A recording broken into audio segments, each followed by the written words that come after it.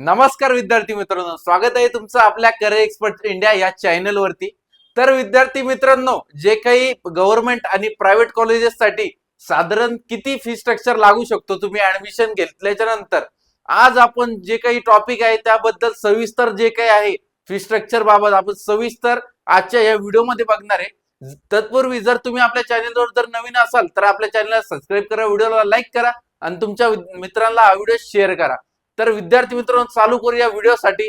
तर सर्वप्रथम आपण डायरेक्ट पीडीएफ तयार केलेली आहे, त्याच्यामध्ये आपण सविस्तर जे काही आपले विद्यार्थी पालक आहे व्हिडिओ बघतात त्यामध्ये सविस्तर आपण आज त्यांना सांगणार आहे की महाराष्ट्रातील गव्हर्नमेंट पॉलिटेक्निक कॉलेजेस मध्ये साधारण अॅन्युअल फीस किती लागते आज आपण बघणार आहे ते।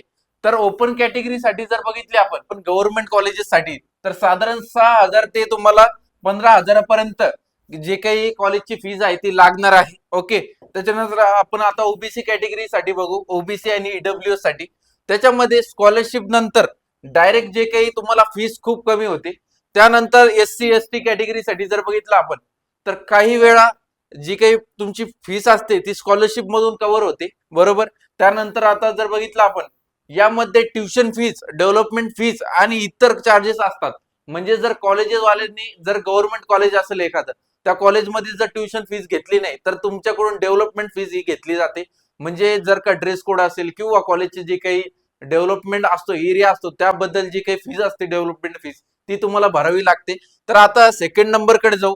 आता तुम्हाला गव्हर्नमेंट कॉलेजचं सर्व कळालं, आता आपण प्रायव्हेट कॉलेजेस कडे जाऊ। पहिले आपण बघणार आहे की मुलींसाठी एज्युकेशन खरंच फ्री आहे का, ते सुद्धा आपण या व्हिडिओ मध्ये टॉपिक कव्हर करणार आहे। तर सर्वप्रथम आल्याच्या नंतर गर्ल्स स्टुडंट साठी फ्री एज्युकेशन आहे, बरोबर। तर कसं आहे ते आता आपण बघणार आहे।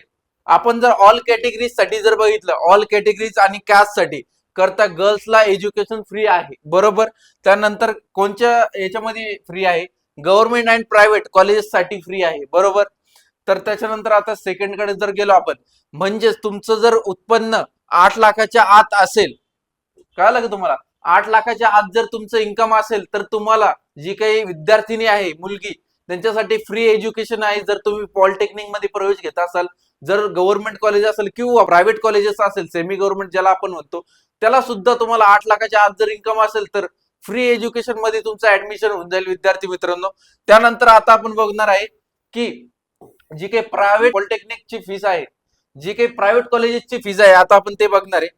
तर सर्वप्रथम या ठिकाणी आल्याच्या नंतर जी काही प्रायव्हेट कॉलेजची फीज असते ती ब्रांच आणि कॉलेजवर डिपेंड करते।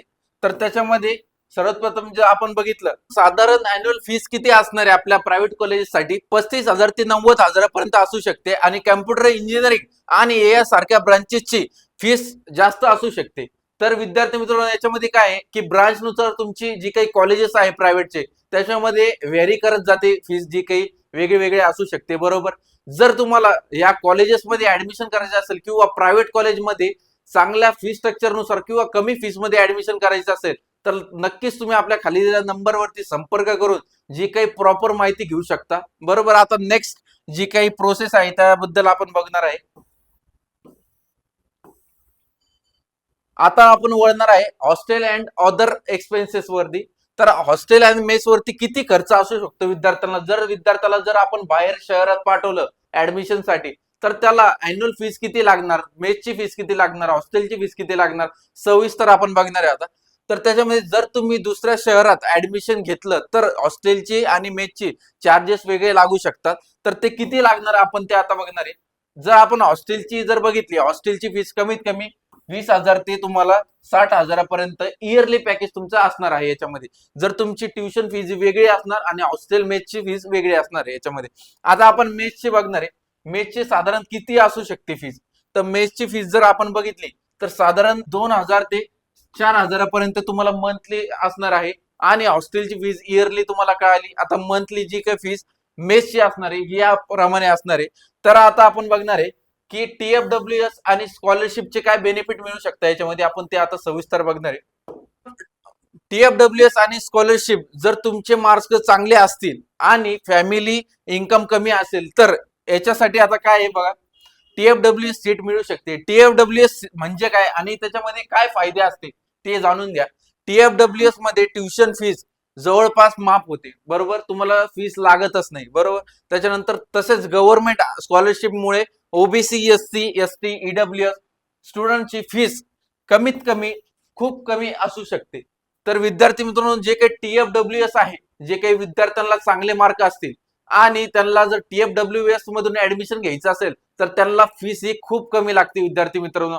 जर तुम्हाला याच्याबद्दल अधिक माहिती पाहिजे असेल तर तुम्ही स्क्रीनवर जो नंबर शो होत आहे त्यावरती नक्की एकदा कॉन्टॅक्ट करा आणि तुमचे मार्क्स सांगून आम्ही तुम्हाला सांगू शकतो तुमचा नंबर कुठे लागू शकतो, कोणत्या कॉलेजला लागू शकतो.